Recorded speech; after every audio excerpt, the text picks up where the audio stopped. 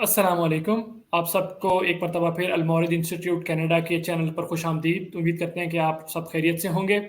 मेरा नाम है मोहम्मद अमार मलिक और हम अपनी ये सीरीज़ को आज कंटिन्यू करेंगे जिसका मौजू है गामदी साहब के तसव्वुर सुन्नत पर होने वाली तनकीदात, और इन पर्टिकुलर हम हाफ़िज़ ज़ुबैर साहब की किताब फ़िक्र गामदी एक तहकीकी और तज्ज़ियाती मुताला के अंदर जो उनका गामदी साहब के तसव्वुर सुन्नत से मुतल्लिक़ बाब है, हम उसका मुताला कर रहे हैं और उसके ऊपर आसिम मुग़ल साहब जो हमारे मेहमान हैं, उनकी राय को जानने की कोशिश कर रहे हैं कि क्या वो उन राय से किस वजह से इख्तिलाफ़ करते हैं। तो बगैर किसी देरी के मैं दावत दूँगा आसिम मुग़ल साहब को कि वो अपनी प्रेज़ेंटेशन को स्टार्ट करें और फिर उसके बाद इंशाअल्लाह हम क्वेश्चन एंड आंसर सेशन को उसके बाद कंटिन्यू करेंगे। सो जी, अस्सलाम वालेकुम। बहुत शुक्रिया जी आपका। सबसे पहले तो हम प्रीवियस एपिसोड का एक रिकैप ले लेते हैं, लेकिन उससे पहले एक ज़रूरी बात जो हम हर दफ़ा करते हैं और उसको बार-बार करना भी चाहिए मेरे ख़्याल से, वो ये है कि ये सारी की सारी कोशिश जो है ये मेरी ज़ाती हद तक है और ये मेरे ज़ाती ज़ौक़ से मुतल्लक़ है। किसी भी दर्जे में मैं गामदी साहब का या उनके इदारे अल-मौरद का या उनसे जुड़ी किसी भी शख्सियत का किसी भी दर्जे में कोई नुमाइंदा नहीं हूँ। इस बात को बिल्कुल वाज़ेह रहना चाहिए। तो अब हम शुरू करते हैं। मैं चाहूँगा मैं पिछले प्रोग्राम का एक रिकैप दे दूँ। तो पिछले प्रोग्राम में हमने देखा कि हाफ़िज़ साहब फरमा रहे थे अपनी किताब में एक जगह कि गामदी साहब ने रसूल करीम सल्लल्लाहु अलैहि वसल्लम के अक़वाल और तकरीरात को सुन्नत से ख़ारिज कर दिया। इस पर फिर हमने मुफ़स्सल गुफ्तगू की थी।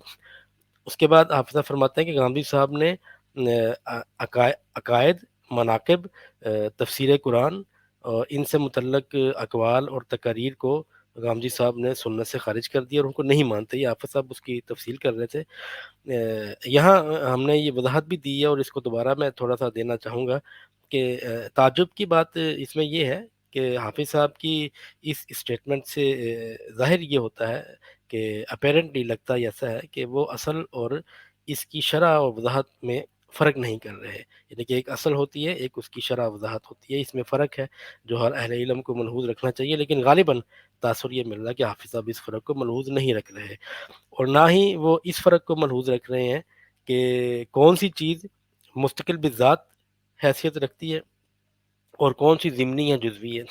ये दोनों फ़र्क जो है मुझे फ़िलहाल हाफ़िज़ साहब की किताब से जो है वो ये तासुर मिला है कि इनमें खलते मबहस है तकरीबन हर जगह पे। क्योंकि सुन्नत तो कुरान से अलग और कुरान के अलावा दीन का दूसरा मुस्तकिल बिज़ात माख़ज़ है। 2 माख़ज़ हैं कुरान इस्लाम के, कुरान और सुन्नत दोनों मुस्तकिल बिज़ात हैं। सुन्नत कुरान से अलग एक दीन का मुस्तकिल बिज़ात इंडिपेंडेंट माख़ज़ है, जबकि कुरान की जो तफ़सीर है बिलफ़र्ज़ जो रसूल करीम सल्लल्लाहु अलैहि वसल्लम से मंसूब अहादीस हैं, अक़वाल हैं, जिसमें आपने कुरान की शरह वज़ाहत की, यानी कि जो कुरान की जो तफ़सीर है, उसकी नौइयत ही शरह वज़ाहत की है, तो वो तो असल है भी नहीं। तो लिहाज़ा तफ़सीर कुरान से मुतल्लक़ आप सल्लल्लाहु अलैहि वसल्लम के अक़वाल को सुन्नत क्यों समझा जाए या गामदी साहब ने उसको सुन्नत ना समझ कर क्या गलती की है, ये बात फ़िलहाल समझ से बालातर है और हमें लगता है कि इसमें हाफ़िज़ साहब जो है वो मुग़ालते का शिकार हैं। इसके बाद हमने ये बात की थी कि अच्छा, मैं यहाँ पर एक और वज़ाहत देता चलूँ। अगर हम इसी चीज़ को देखें तो फिर तो हमें इस तरह हाफ़िज़ साहब को चाहिए कि वो ईमानियात को भी सुन्नत की कैटेगरी में डाल दें। यानी कि अल्लाह पर ईमान, किताबों पर ईमान, रसूलों पर ईमान, आख़िरत पर ईमान। तो कितना हैरत अंगेज़ होगा और कितना अजीब लगेगा और कितना मुज़हिक आमेज़ मेरे ख़्याल से लगेगा कि कोई ये कहे कि फ़रिश्तों पर ईमान लाना सुन्नत है या आख़िरत पर ईमान लाना सुन्नत है या कोई ये कहे कि तौहीद पर कारबंद रहना सुन्नत है। क्या कभी इस तरह की बातें कभी किसी ने की हैं इस उम्मत में? क्या उलमा ऐसी बातें करते हैं? लगता तो ये है कि जब भी सुन्नत का ज़िक्र होता है, तो उससे मुराद उलमा के पेश नज़र हमेशा अमली चीज़ें होती हैं।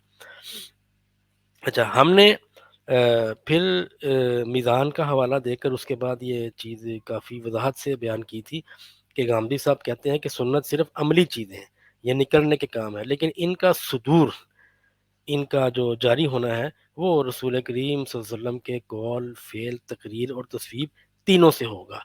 तो लिहाज़ा ये बात कि गामदी साहब ने अल्लाह के रसूल सल्लल्लाहु अलैहि वसल्लम के اقوال اور تقاریر کو خارج کر دیا ہے، یہ بات تو اسٹیبلش نہیں ہوتی غالباً۔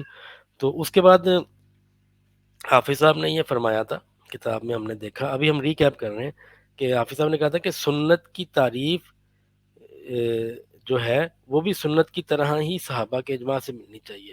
اس پر ہم کافی مفصل گفتگو کر چکے ہیں۔ پھر یہ کہ رسول کریم صلی اللہ علیہ وسلم، ہم نے یہ بات بھی وضاحت سے بیان کی تھی کہ رسول کریم صلی اللہ علیہ وسلم اللہ کے آخری رسول تھے، اس دین کے آخری رسول تھے، نہ کہ پہلے۔ اور پھر ہم نے کہا تھا کہ دین کی ایسی کون سی چیز ہے یا ایسی کتنی چیزیں ہیں ماں سوائے چند ایک کے کہ جو ابراہیمی ٹریڈیشن سے چلتی بھی نہیں آ رہی ہیں۔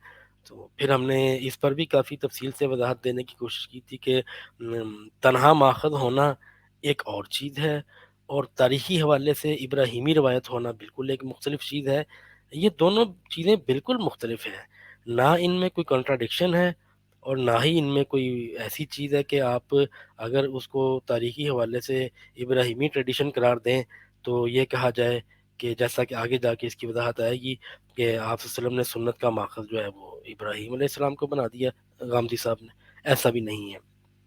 پھر ہم نے اس پر بھی کافی تفصیل سے گفتگو کی تھی کہ دین کے بنیادی ارکان اور ایمانیات، جتنی بھی چیزیں ہیں جن کو آج تک ہم دین مانتے ہیں، ان میں سے ساری کی ساری چیزیں وہی ہیں جو ابراہیمی روایت سے چلتی ہوئی آ رہی ہیں۔ اور آخری بات یہ کہ ان تمام چیزوں کے باوجود اگر کسی کو ابھی بھی یہ لگے کہ غامدی صاحب نے سنت کو ابراہیمی روایت کہہ کر ایک غلطی کی ہے، تو پھر کوئی ایسی فہرست جاری ہونی چاہیے، ان اعتراض کرنے والے معترضین جو حضرات ہیں ان کے پاس ایک ایسی فہرست ہونی چاہیے دین کے اعمال کی، دین کی مختلف چیزوں کی، دین کے ارکان کی، جن کا کوئی تعلق ابراہیمی ٹریڈیشن سے نہ ہو۔ جبکہ اگر ہم پورے دین کا ایک چاہے اجمال کے ساتھ جائزہ لیں یا تفصیل کے ساتھ ایک ایک چیز کو کھنگالیں تو سارا کا سارا دین وہی ہے جو ابراہیمی ٹریڈیشن تھی۔ تو یہ ہماری آج تک کی ساری نشستیں تھیں۔ اب میں چاہتا ہوں کہ ہم اب آگے بڑھتے ہیں، پروگرام کو شروع کرتے ہیں۔ تو حافظ صاحب کی کتاب کے ہم جس فصل کا غامدی صاحب کے تصور سنت کے چیپٹر کا مطالعہ کر رہے ہیں، تیسری فصل جاری ہے ہماری۔ تو تیسری فصل میں آج ہم ہوں گے حافظ صاحب کی کتاب کا صفحہ نمبر 188، پیج نمبر 188، اور اس کی جو ہیڈنگ ہے وہ ہے علمی دیانت کا تقاضا۔ یہ اسی چیپٹر کے اندر ہے کہ غامدی صاحب کی تصور سنت، اس کے اندر فصل نمبر 3، اور اس کے اندر یہ ہیڈنگ ہے علمی دیانت کا تقاضا، پیج 188 حافظ صاحب کی کتاب کا۔ تو میں چاہتا ہوں کہ اس کو ابھی ہم ریڈ کرتے ہیں، تھوڑا سا مکمل ریڈ کریں گے، اس کے بعد ہم اس کو پڑھیں گے۔ 188 پہ علمی دیانت کا تقاضا۔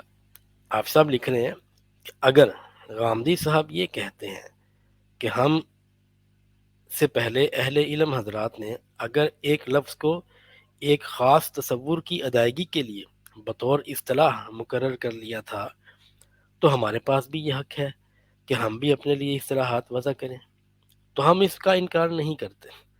غامدی صاحب اپنے تصورات کی ادائیگی کے لیے ضرور اصطلاحات بنائیں، لیکن ہم یہ کہتے ہیں کہ غامدی صاحب اپنے تصورات اور اپنی مراد واضح کرنے کے لیے سلف صالحین کی اصطلاحات استعمال نہ کریں۔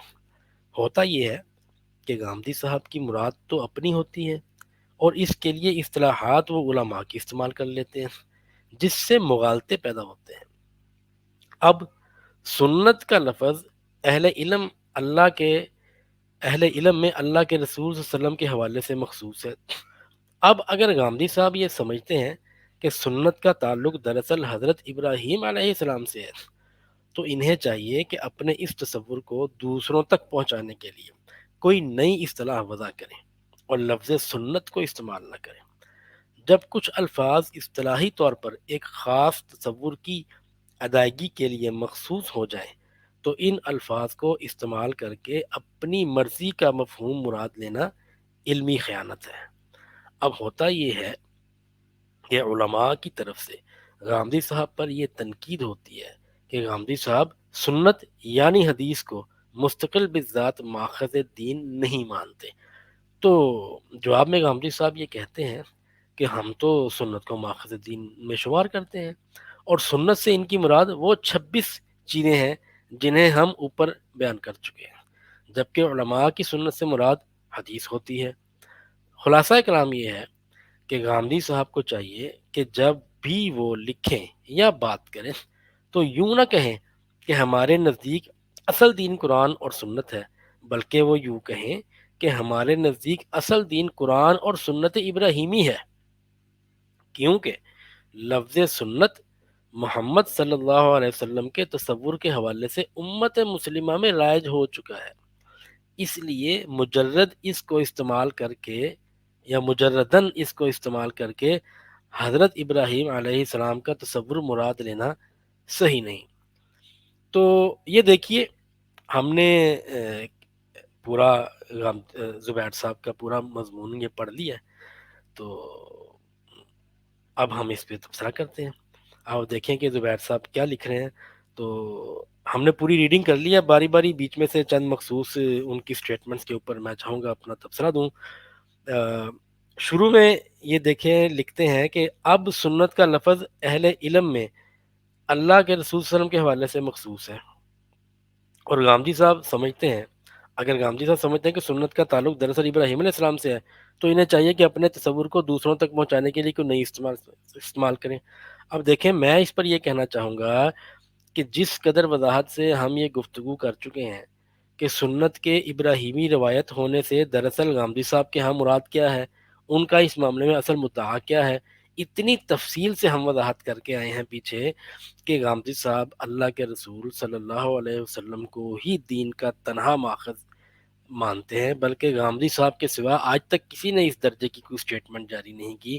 گامدی صاحب یہ کہتے ہیں کہ اصل ماخذ اور تنہا ماخذ ایک ہی ماخذ وہ رسول کریم صلی اللہ علیہ وسلم کی ذات ہے، آپ ہی سے ہمیں قرآن اور سنت دو صورتوں میں دین کے دو مستقل بذات ماخذ ملے ہیں۔ تو اصل ماخذ کیا ہوا؟ اللہ کے نبی صلی اللہ علیہ وسلم، گامدی صاحب کے نزدیک۔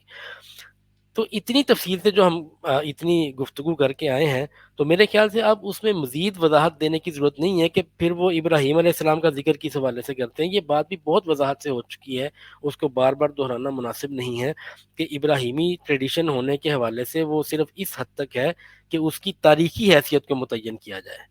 وہ جب کہا جاتا ہے کہ یہ ابراہیمی روایت ہے تو وہ تاریخی حوالے سے ہے، اور ہر وہ شخص جس نے میدان پڑھی ہے اور وہ سمجھی ہے، وہ جانتا ہے کہ گامدی صاحب کے نزدیک سنت ہی نہیں بلکہ پورے کا پورا دین، اس کا تنہا ماخذ محمد رسول اللہ صلی اللہ علیہ وسلم ہے، اور وہی ہیں بس، اور انہی سے دو صورتوں میں دین ہم کو ملا ہے، یعنی قرآن و سنت۔ اس کے بعد حافظ صاحب اور دیگر ناقدین کی اس قسم کی باتیں ماں سوائے سوء فہم کے میرے نزدیک تو اور کچھ بھی نہیں ہے۔ یعنی کہ ایک شخص پہلے ابھی ہم صحیح اور غلط کو ایک طرف رکھ دیتے ہیں، ابھی ہم صرف اتنا کرتے ہیں کہ ایک شخص میدان پڑھ رہا ہے، اس کو سمجھ بھی لیے، اس کے بعد جب یہ حافظ صاحب کی تحریریں پڑھے گا تو وہ لازماً اسی نتیجے پر پہنچے گا کہ حافظ صاحب سمجھ نہیں سکے غامدی صاحب کی فکر کو، غامدی صاحب کے تصورات کو۔ ایک بار پھر واضح کرنا چاہوں گا کہ جہاں تک دین کے ماخذ کا تعلق ہے تو وہ رسول اللہ صلی اللہ علیہ وسلم ہی ہیں، انہی سے ہمیں قرآن و سنت ملے ہیں۔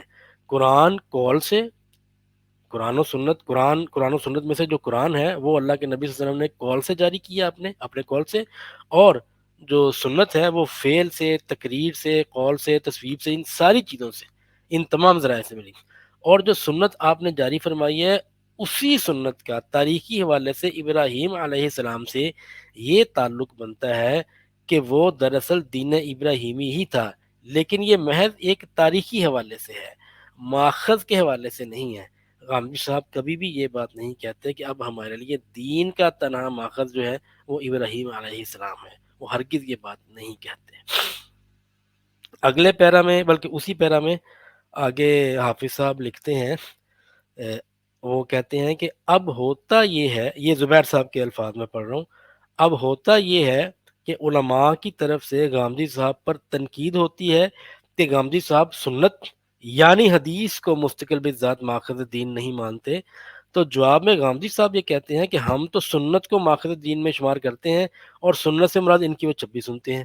اب آپ دیکھیں سینیریو کیا بنا ہے، غور کریں کہ یہ حافظ صاحب اس پیراگراف میں جو منظر کھینچنا چاہ رہے ہیں وہ منظر کیا ہے۔ حافظ صاحب یہ کھینچنا چاہ رہے ہیں منظر کہ علماء غامدی صاحب پر تنقید کر رہے ہیں اور اعتراض یہ کر رہے ہیں کہ غامدی صاحب سنت کو مانتے نہیں ہیں دین کا ماخذ، اور علماء کی نظر میں سنت سے مراد کیا ہوتی ہے؟ حدیث۔ یہ زبیر صاحب کا یہ کلیم ہے اور یہ کتاب میں چھپا ہوا ہے، اب اس کو وہ ڈس آن تو کر نہیں سکتے۔ اور دوسری طرف غامدی صاحب ہیں، وہ کہتے ہیں نہیں نہیں نہیں نہیں نہیں، میں تو سنت کو مانتا ہوں، اور غامدی صاحب کے ذہن میں سنت سے مراد کیا ہوتی ہے؟ وہ 26 چیزیں۔ اب یہ زبیر صاحب کا کلیم ہے، حافظ صاحب کا کلیم ہے کہ علماء غامدی صاحب پر تنقید کر رہے ہیں، غامدی صاحب اپنا دفاع کر رہے ہیں، علماء اعتراض کر رہے ہیں کہ تم سنت کو تو دین کا ماخذ نہیں مانتے، اور ان کے ذہن میں سنت سے مراد حدیث ہے۔ غامدی صاحب کہتے ہیں نہیں، میں سنت کو دین کا ماخذ مانتا ہوں، اور غامدی صاحب کے ذہن میں سنت سے مراد حدیث نہیں ہے بلکہ یہ 26 سنتے ہیں۔ یہ دونوں ہی باتیں اتنی غلط ہیں جتنی غلط یہ بات ہے کہ 2 اور 2 5 ہوتے ہیں۔ اب مجھے نہیں پتا کہ حافظ صاحب نے یہ بات کیسے کر دی ہے، ان کے ذہن میں کیا تھا، انہوں نے یہ مشاہدہ کہاں کیا۔ 12-13 سال تو ہمیں بھی ہو گئے ہیں کہ اس چیز کو دیکھ رہے ہیں، کوئی ناقد شاید ہی ایسا ہو جو میں نے چھوڑا ہو غامدی صاحب کا۔ میں نے کبھی کوئی ایسی بحث نہیں دیکھی کہ غامدی صاحب کے ناقدین غامدی صاحب کو کہہ رہے ہیں کہ آپ سنت کو دین کا مستقل بذات ماخذ نہیں مانتے، اور ان کے نزدیک سنت سے مراد حدیث ہے۔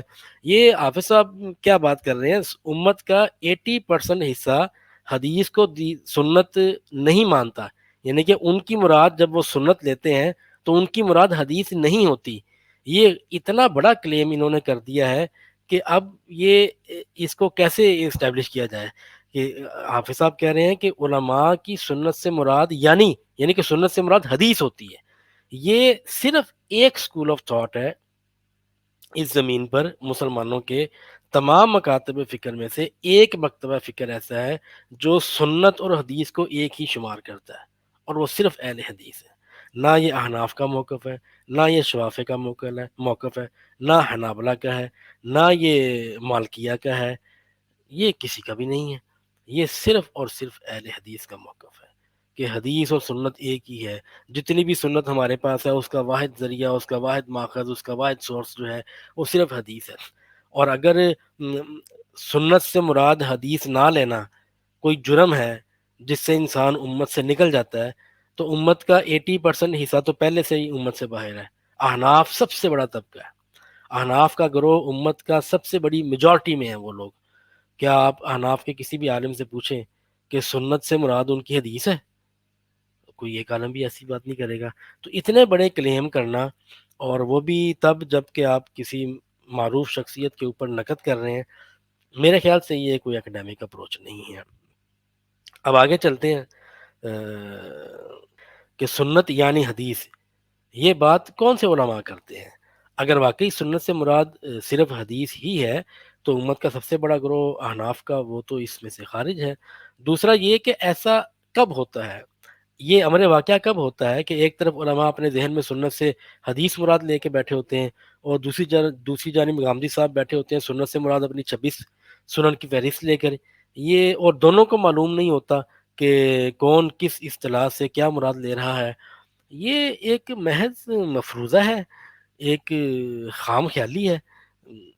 اس پر تو میرا خیال سے کوئی تبصرہ بھی اکیڈیمیکلی نہیں کیا جا سکتا، کم از کم میرے لیے تو مشکل کام ہے۔ ہم نے اس کو پڑھ دیا، لوگوں نے سن لیا، وہ فیصلہ کریں گے کہ ناقد فاضل ناقد کیسی باتیں کر رہے ہیں۔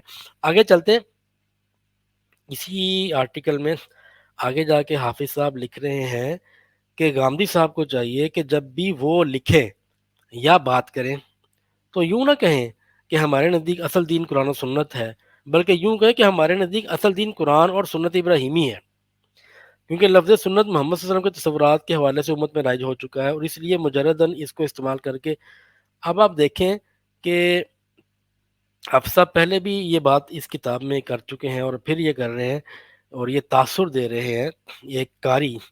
ایک ایسا قاری جس نے حافظ صاحب کی یہ کتاب تو پڑھی ہے لیکن وہ میدان سے واقف نہیں ہے، وہ لازماً غامدی صاحب کے بارے میں یہی سوچے گا کہ غامدی صاحب نے دین کے ماخذ اور مصدر میں سے اللہ کے رسول صلی اللہ علیہ وسلم کو نکال دیا، وہ واقعی ان کے بارے میں یہی رائے کام کرے گا۔ تو یہ ایک بہت خطرناک بات ہے ایک ناقد کو ایسی بات نہیں کرنی چاہیے. پہلے آپ کسی کی بات کو سمجھ لیں پھر آپ اس کے اوپر تنقید کریں. غامدی صاحب کا تصور سنت دراصل ابراہیم علیہ السلام سے متعلق ہے، نہ کہ محمد صلی اللہ علیہ وسلم سے. یہ بات اگر ہمیں سمجھ آ گئی ہے، یعنی کہ اگر ہم زبیر صاحب کی یہ بات مانتے ہوئے اس چیز کے اوپر کمپرومائز کر لیں اور ایگری کر لیں کہ ہاں غامدی صاحب کا جو تصور سنت ہے وہ دراصل ابراہیم علیہ السلام سے متعلق ہے، نہ کہ محمد صلی اللہ علیہ وسلم سے، تو یہ ایک ایسی بات ہوگی جو خود غامدی صاحب کے لیے ایک بریکنگ نیوز ہوگی، اور ہمیں مل کر ان کو قائل کرنا پڑے گا کہ سرکار آپ کا اصل موقف یہ ہے، وہ جو آپ میدان میں لکھ چکے ہیں وہ غلط ہے. تو پھر ہمیں اس طرف اب اس اپروچ کو اپنانا پڑے گا. غامدی صاحب کی تحریریں اور گفتگویں وہ بالکل بھی مبہم نہیں ہوتی، ان میں نے آج تک کبھی کوئی ایمبیگوٹی نہیں دیکھی. وہ جب لکھتے ہیں تب بھی اپنی بات بالکل وضاحت سے لکھتے ہیں، اور جب بات کرتے ہیں گفتگو کرتے ہیں تب بھی وہ کوئی ابہام باقی نہیں چھوڑتے.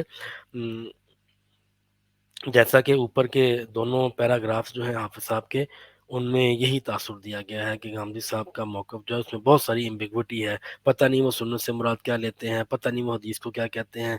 تو ایسا کبھی نہیں ہوتا. غامدی صاحب سنت کی اصطلاح اپنے تئیں کچھ اور کر رہے ہوں اور ان کا ہدف یہ ہو کہ سامنے والا شخص جو سنت سے مراد حدیث لے رہا ہے بقول حافظ صاحب کے، وہ اس غلط فہمی میں مبتلا ہو جائے کہ میں بھی سنت سے وہی مراد لے رہا ہوں جو دوسرا لے رہا ہے. تو یہ تاثر قائم کرنے کی، میں یہ تو نہیں کہتا کہ حافظ صاحب نے جان کے کوشش کی ہے، کیونکہ ہم کسی کی نیت کا تشخیص تو نہیں کر سکتے، لیکن حافظ صاحب کی کتاب پڑھ کر ایک نیوٹرل شخص کے ذہن میں یہی تاثر بنے گا غامدی صاحب کے بارے میں. یا تو پھر اگر آپ بہت اچھے ناقد ہیں، اگر آپ بہت اچھے ناقد، یعنی کہ میں حافظ صاحب کی بات نہیں کرتا، میں اپنی بات کرتا ہوں. میں اگر اچھا ناقد ہوں اور میں کوئی تنقید کرنا چاہتا ہوں تو میں اپنے لیے یہ پسند کروں گا کہ میں اپنی تنقید اس بات سے شروع کروں کہ جس شخص پر میں تنقید کر رہا ہوں، جس شخص کی جس بات پر میں تنقید کر رہا ہوں، اپنے قاری کو پہلے اسے پڑھنے اور سمجھنے کی دعوت دوں کہ بھائی جس پر میں تنقید کر رہا ہوں آپ پہلے اس کو پڑھ سمجھ لیں، اس کے بغیر یہ کتاب ان کے لیے نہیں ہے جنہوں نے وہ نہیں پڑھی. تو حافظ صاحب کی جگہ اگر میں ہوتا تو میں اپنے دیباچے میں یہی لکھتا کہ جن لوگوں نے غامدی صاحب کی میدان کو اچھی طرح پڑھا ہے، سمجھا ہے، صرف وہی میری کتاب پڑھیں. اگر کوئی دوسرا شخص پڑھے گا تو وہ لازماً غامدی صاحب کے بارے میں بہت ساری غلط فہمیوں اور مغالطوں کا شکار ہوگا، اور ایسا ہی ہے.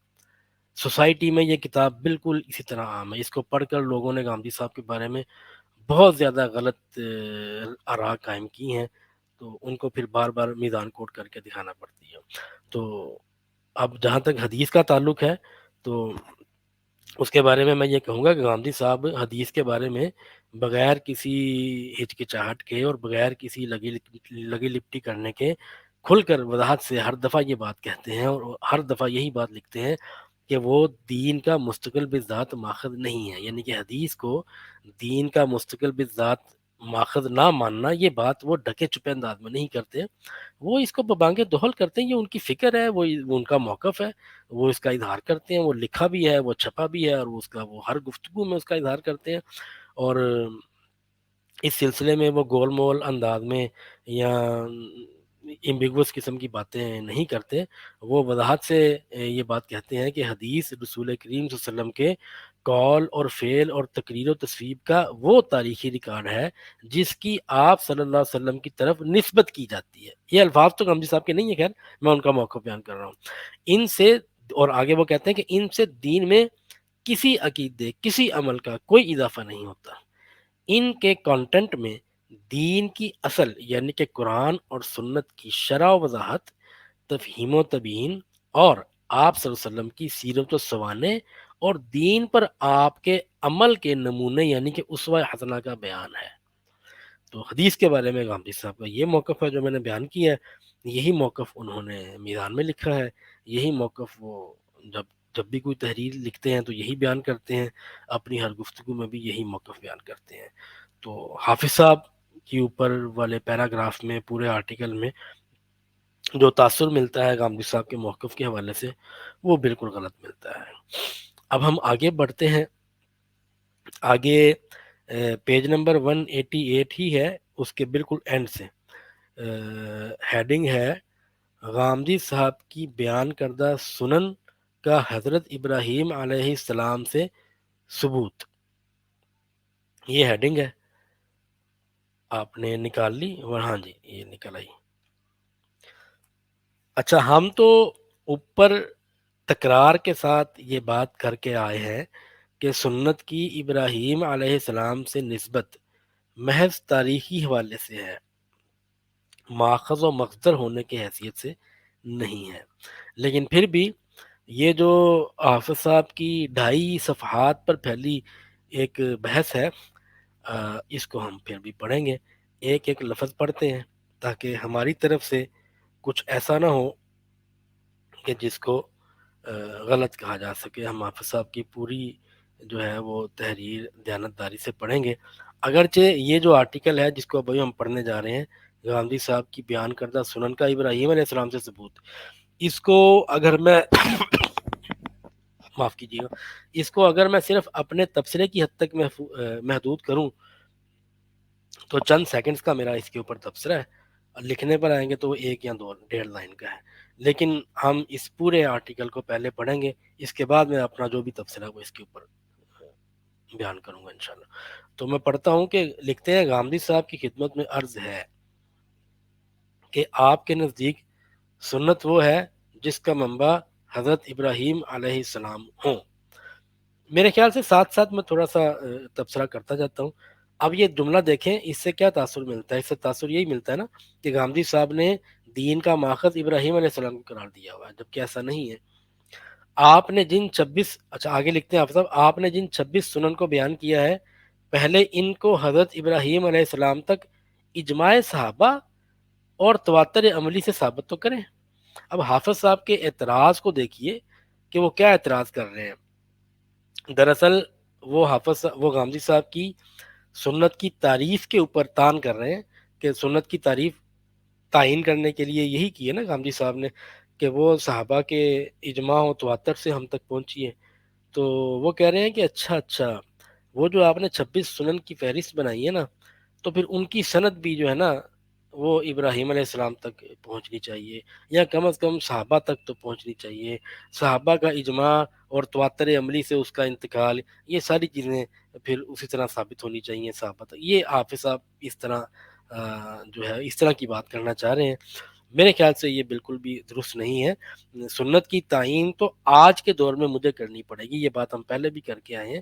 تو صحابہ کو اس کی کوئی ضرورت نہیں تھی، صحابہ کا یہ موضوع نہیں تھا، صحابہ کے لیے یہ ایشو نہیں تھا کہ وہ سنت کی تعین کرتے، سنت اور غیر سنت کی چھانٹی کرتے.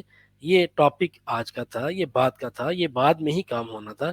اس کے لیے یہ مطالبہ کرنا کہ صحابہ سے سنت کی تعریف کا ثبوت دکھاؤ، یہ میں نہیں سمجھتا کہ یہ کوئی علمی رویہ ہے.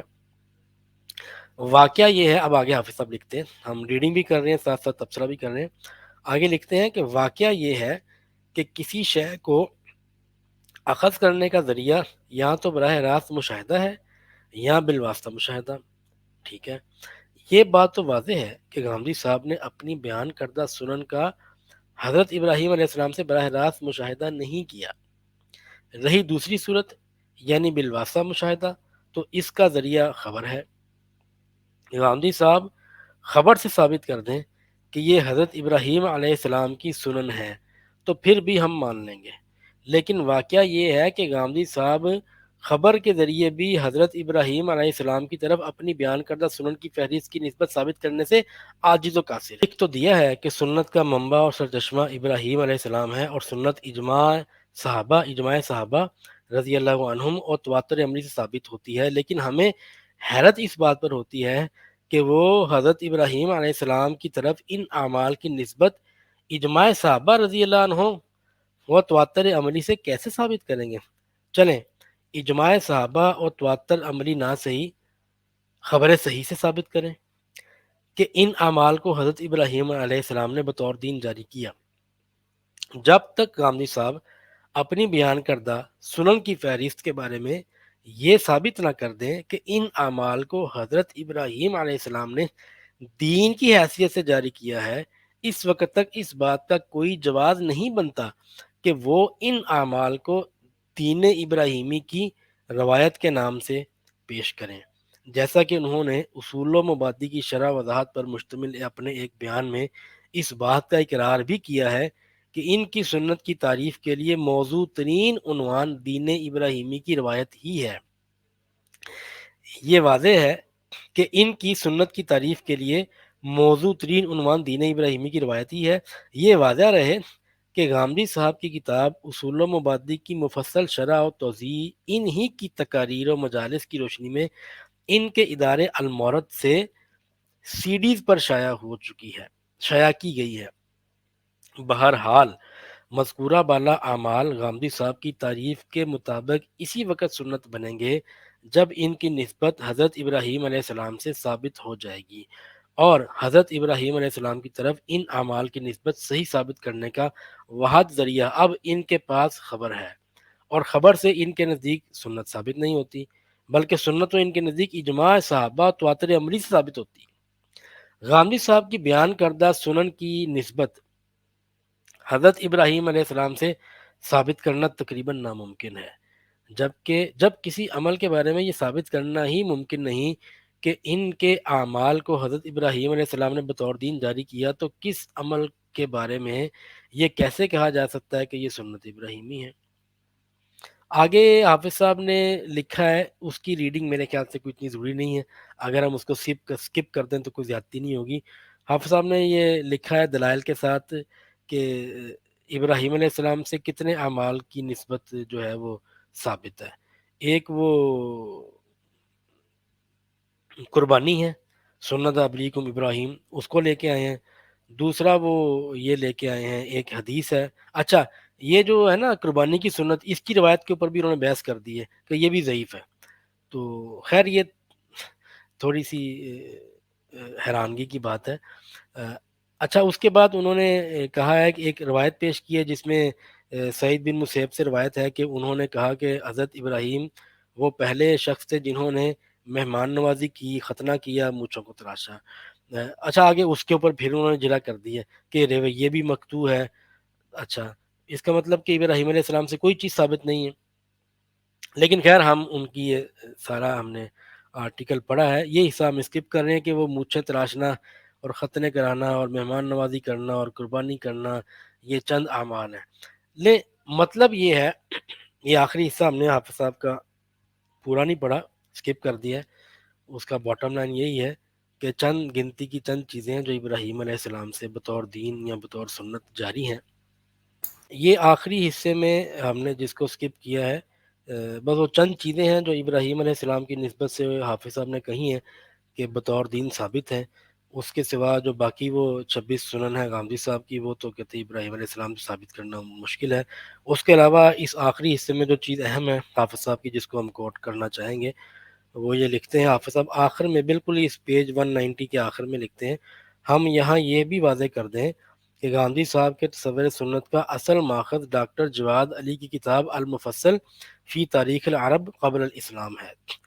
ہم تو یہ کہتے ہیں، اچھا یہ اب آپ دیکھ لیں، اندازہ کر لیں، پڑھنے والے بھی پڑھ لیں، وہ دیکھ لیں کہ کیا ہو رہا ہے کہ حافظ صاحب لکھ رہے ہیں کہ غامدی صاحب کا جو تصور سنت ہے اس کا اصل ماخذ ڈاکٹر جواد علی، یعنی کہ اگر تو یہ بات غامدی صاحب نے خود کہی ہے کہ میں جو سنت کا تصور پیش کرتا ہوں اس کا ماخذ جواد علی صاحب کی کتاب ہے، تو پھر تو ٹھیک ہے۔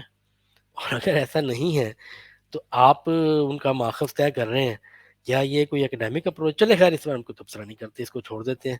تو یہ ایک اہم عبارت تھی جو ہم نے پڑھ لی ہے، باقی یہ پورا آرٹیکل ہم نے آدھے سے زیادہ پڑھ لیا ہے، باقی آخری حصہ ہم نے اس کا چھوڑ دیا ہے۔ اس کی جو باٹم لائن ہے وہ یہ ہے، حافظ صاحب یہ تاثر دینا چاہ رہے ہیں کہ غامدی صاحب سنت ابراہیمی تو ثابت کر رہے ہیں، لیکن جو 22 یا 26 یا 27 سنن کی فہرست ہے، اس فہرست کو ابراہیم علیہ السلام سے غامدی صاحب کیسے ثابت کریں گے؟ تو بھائی غامدی صاحب کو ثابت کرنے کی ضرورت بھی کیا ہے؟ میں نے کہا تھا کہ اس کے اوپر جو تبصرہ اگر میں کروں گا تو میں تو چند سیکنڈ میں ہوگا یا ایک دو لائنوں میں ہوگا، تو تبصرہ یہی ہے کہ غامدی صاحب تو ابراہیم علیہ السلام کو دین کا ماخذ نہیں مانتے، تو اگر وہ دین کا ماخذ قرار دیتے تو پھر ان کے اوپر یہ سوال کیا جا سکتا تھا کہ اپنی فہرست کو ثابت کر کے دکھائیں ابراہیم علیہ السلام سے۔ تو یہ تو پہلی بات ہے، پوری تحریر پر صرف اتنا ہی تبصرہ ہے اس کے اوپر۔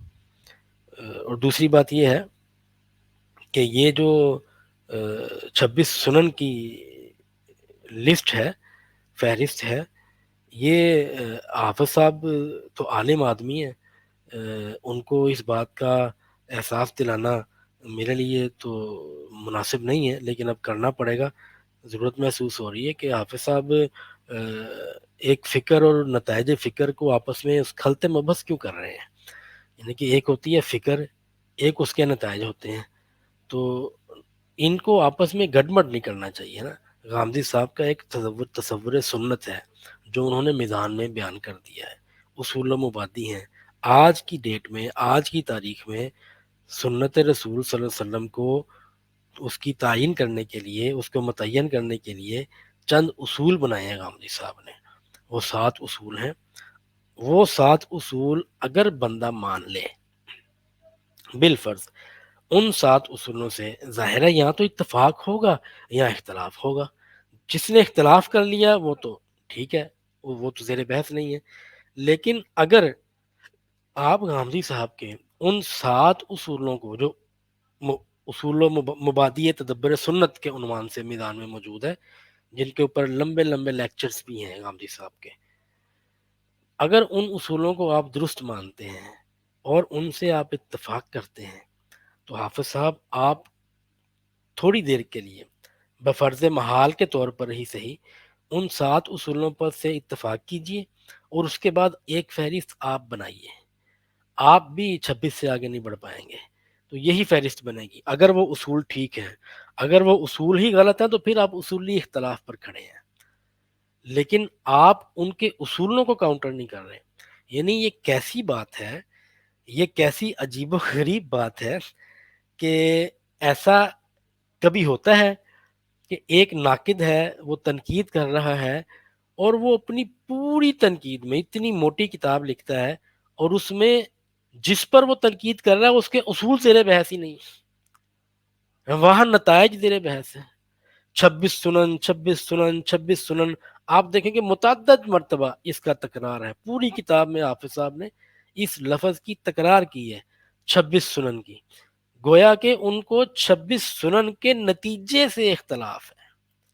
وہ 26 سنن بنی کیسے ہیں، خود حافظ صاحب بھی بنانے بیٹھیں گے تو وہی 26 بنائیں گے، اس میں کوئی 27ویں ایڈ نہیں کریں گے وہ، نہ اس میں سے کوئی ایک مائنس کریں گے۔ چند لمحوں کے لیے ان 7 اصولوں سے آپ اتفاق کر لیجئے بفرض محال، بعد میں استغفار کر لیجئے گا، لیکن بنیں گی یہی 26۔ تو آپ کو اصولوں کو کاؤنٹر کرنا چاہیے تھا، 7 اصول جو میدان میں ہیں، آپ نے کسی ایک اصول کو بھی کاؤنٹر نہیں کیا اور آپ غامدی صاحب کے تصور سنت کا رد کر رہے ہیں اور آپ اس کے اوپر اس کو کاؤنٹر کر رہے ہیں۔ خیر، یہ چیپٹر بھی ہم نے پڑھ لیا، تو آگے بڑھتے ہیں۔ آگے پیج نمبر 191 پہ اگلا آرٹیکل ہے، اگلا ہیڈنگ ہے، حافظ صاحب لکھتے ہیں سنت کی تعریف میں حضرت ابراہیم علیہ السلام کے تذکرے کی تاریخی حیثیت۔ اس کو بھی ہم مکمل پڑھتے ہیں، پیج نمبر 191 آپ بھی نکال لیجئے۔ سنت کی تعریف میں حضرت ابراہیم علیہ السلام کے تذکرے کی تاریخی حیثیت۔ حافظ صاحب لکھ رہے ہیں کہ غامدی صاحب یہ کہتے ہیں کہ ہم نے سنت کی تعریف میں حضرت ابراہیم علیہ السلام کا تذکرہ ایک تاریخی حقیقت کی طرف اشارہ کرنے کے لیے کیا ہے۔ اچھا، اب آ کے حافظ صاحب نے اعتراف کیا ہے، ہم یہ کہتے ہیں، آگے لکھتے ہیں، ہم یہ کہتے ہیں کہ تاریخی حقیقت تو یہ کہتی ہے کہ غامدی صاحب کو سنت کی تعریف میں حضرت ابراہیم علیہ السلام کی بجائے حضرت آدم علیہ السلام کا نام شامل کرنا چاہیے۔ غامدی صاحب کی بیان کردہ اکثر و بیشتر سنن وہ ہیں جو کہ حضرت آدم علیہ السلام کے زمانے سے چلی آ رہی ہیں۔ مثلا غامدی صاحب کی بیان کردہ سنن قربانی اور تدفین کو ہی لے لیجئے، ان سنن کی تاریخ اس بات کی طرف اشارہ کرتی ہے کہ ہم ان سنن کی نسبت حضرت آدم علیہ السلام کی طرف کریں۔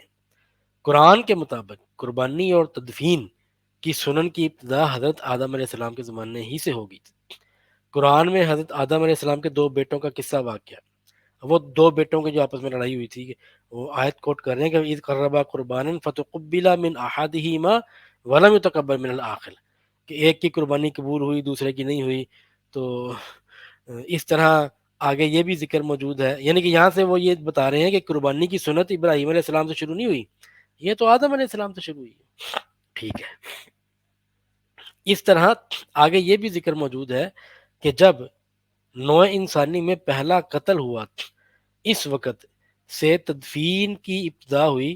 ارشاد باری تعالیٰ ہے وہی آگے آیت ہے جب وہ ایک بھائی نے دوسرے بھائی کو مار دیا تو اس کو سمجھ نہیں آئی کہ اس کو اب میں ڈیڈ باڈی کے ساتھ کیا کروں. تو پھر وہ کوا آیا، وہ اس نے وہ زمین کھودی تو اس کو احساس ہوا کہ اچھا وہاں سے اس نے وہ آئیڈیا ڈرائیو کیا کہ اچھا اس طرح تدفین ہو سکتی ہے. حافظ صاحب بتانا یہ چاہ رہے ہیں کہ تدفین اور قربانی یہ چیزیں تو ابراہیم علیہ السلام سے پہلے آدم علیہ السلام سے بھی چلتی آ رہی ہیں. آگے حافظ صاحب یہ لکھ رہے ہیں ان آیات سے تو یہ ثابت ہوتا ہے کہ قربانی اور تدفین سنت ابراہیمی نہیں بلکہ سنت آدم ہے. اسی طرح نکاح، طلاق، نماز، زکوٰۃ، روزہ، حج، حیض و نفاس میں زن و شو کے تعلقات سے اجتناب، حیض و نفاس کے بعد غسل جنابت اور اللہ کا نام لے کر جانوروں کا تزکیہ کرنے کو سنت ابراہیمی کہنے کا مطلب یہ نکلتا ہے کہ معاذ اللہ حضرت ابراہیم علیہ السلام سے پہلے انبیاء میں زن و شو کے تعلقات کے لیے نکاح و طلاق کا کوئی تصور نہ تھا. حیض و نفاس کی حالت، اب آپ دیکھیں آپ صاحب خود ہی یہ چیز ڈرائیو کر رہے ہیں کہ اگر غامدی صاحب نے یہ کہہ دیا ہے کہ ابراہیم علیہ السلام سے نسبت ہم اس لیے کر رہے ہیں کہ وہاں سے یہ دین کی روایت شروع ہوئی ہے، تو حافظ صاحب کافی ساری چیزیں گنوا کر قرآن کے حوالے سے کہ یہ چیزیں پہلے سے تھیں، تو اس کا مطلب ہے کہ اگر ابراہیم علیہ السلام سے شروع ہو رہی ہیں تو کیا پہلے انبیاء اور ان کی امتوں میں یہ چیزیں نہیں تھیں شامل؟ یہ طرز عمل ہے، یہ طریقہ ہے سوچنے کا. ابھی ہم آگے جا کے اس پہ تبصرہ کرتے ہیں. حضرت ابراہیم علیہ السلام سے پہلے گزر جانے والے انبیاء کی امتوں میں جانوروں کو ذبح کرتے وقت اللہ کا نام نہیں لیا جاتا تھا، اور نہ ہی حیض و نفاس کے بعد عورتیں غسل کرتی تھیں. مزید برآں پچھلے انبیاء میں نہ نماز تھی، نہ روزہ، حج، زکوٰۃ. اگر یہ سب کچھ پچھلے انبیاء کی شریعتوں میں نہیں تھا تو پھر ان کی شریعت کیا تھی جس کے بارے میں قرآن، یعنی کہ میں نہیں سمجھتا کہ اب ہمیں اس پر کسی تبصرے کی ضرورت ہے. آگے آپ سب قرآن کی وہ آیت پیش کر رہے ہیں قل آمنا باللہ وما انزل علینا وما انزل علی ابراہیم و اسماعیل و اسحاق و یعقوب والاسباط وما اوتی موسیٰ و عیسیٰ والنبیون من ربہم. آپ کہہ دیں کہ ہم اللہ پر ایمان لاتے ہیں، شریعت پر نازل کی گئی اس کو بھی مانتے ہیں، حضرت ابراہیم، حضرت اسماعیل، حضرت اسحاق، حضرت یعقوب اور اولاد یعقوب پر نازل کی گئی اس کو بھی مانتے ہیں، جو شریعت حضرت موسیٰ، حضرت عیسیٰ کو دی گئی اس کو بھی مانتے ہیں، اور جو اس کے علاوہ دوسرے انبیاء کو دی گئی اس کو بھی مانتے ہیں. ہماری اس تنقید پر اگر گاندھی صاحب یہ کہتے ہیں کہ ان احکامات کے بارے میں ہمارا بھی نقطہ نظر یہی ہے کہ یہ احکامات حضرت ابراہیم سے ما قبل شریعتوں میں بھی موجود تھے، تو پھر گاندھی صاحب کی یہ بیان کردہ سنن ابراہیمی نہ رہی بلکہ سنن آدم ہوگی. غامدی صاحب کو چاہیے کہ جس عمل کی ابتدا جس نبی سے پہلی مرتبہ ثابت ہو رہی ہے اس عمل کی نسبت اسی نبی کی طرف کریں اور اس کو اسی نبی کی سنت کے نام سے پیش کریں. پھر دیکھیں کہ حضرت ابراہیم کے حوالے سے جو انہوں نے سنن بیان کی ہیں ان میں سے کتنی ایسی ہیں جو کہ ان کی تعریف سنت کا صحیح مصداق بنتی ہیں. لیجیے اس پر تھوڑا تبصرہ کر لیتے ہیں. اس پورے آرٹیکل سے پڑھنے والا یہی سمجھے گا کہ غامدی صاحب نے تو بڑی زیادتی کی ہے سنت کو سنت ابراہیمی کہہ کے، اور بعد میں خود ہی وضاحت بھی دی ہے کہ یہ ابراہیمی سنت کا سنت ابراہیمی ہونا میں اس لیے کہہ رہا ہوں کہ یہ ایک تاریخی حیثیت ہے، یہ ایک تاریخی بیان ہے کہ ہسٹوریکلی وہ وہاں سے چلتی بھی آ رہی ہے. تو حافظ صاحب کہتے ہیں کہ پھر ہسٹوریکلی تو بہت سی ایسی چیزیں ہیں جو آدم علیہ السلام سے چلتی بھی آ رہی ہیں، تو پھر اگر یہ اصول ہے تو اس اصول کے مطابق تو غامدی صاحب کو چاہیے کہ وہ سنت ابراہیمی کی بجائے سنت آدم کی اصطلاح استعمال کریں، یا وہ یوں کریں کہ جو عمل جس نبی کی سے شروع ہوتا ہے جہاں سے وہ انیشیٹ ہوتا ہے اس کو اسی نبی کی سنت کے نام سے منسوب کرنا چاہیے. یہ حافظ صاحب کا اعتراض ہے جو وہ گامدی صاحب پر کر رہے ہیں۔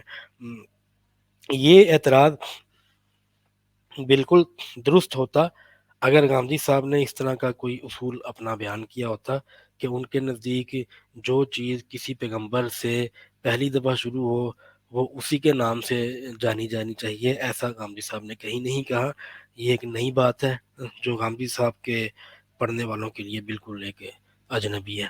تو گاندھی صاحب نے تو ہم جیسا کہ پہلے بھی کہا کہ یہ بات بار بار ہمیں دہرانی پڑے گی، بار بار اس کی مراجعت کرنی پڑے گی۔ گاندھی صاحب نے تو ماخذ ہونے کے اعتبار سے یہ بات دو ٹوک انداز میں لکھ دی ہے کہ تنہا ماخذ ان کے لیے اللہ کے نبی صلی اللہ علیہ وسلم ہے۔ تو باقی جو ابراہیمی ٹریڈیشن انہوں نے کہا ہے وہ تاریخی حیثیت سے کہا ہے، اور پھر آدم علیہ السلام کا ذکر بھی ان کو کرنا چاہیے تھا اسی اصول پر۔ بظاہر یہ بات ٹھیک معلوم ہوتی ہے کہ گاندھی صاحب اگر ہسٹوریکلی کسی چیز کی نسبت کو ایک نام لے کر ذکر کر رہے ہیں تو پھر آدم علیہ السلام کا نام کیوں نہیں لے رہے؟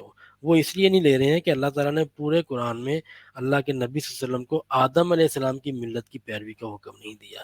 اللہ تعالیٰ نے پورے قرآن میں اللہ کے نبی صلی اللہ علیہ وسلم کو موسیٰ علیہ السلام یا یوسف علیہ السلام یا عیسیٰ علیہ السلام یا کسی پیغمبر کا نام لے کر نہیں کہا کہ تم ان کی ملت کی پیروی کرو۔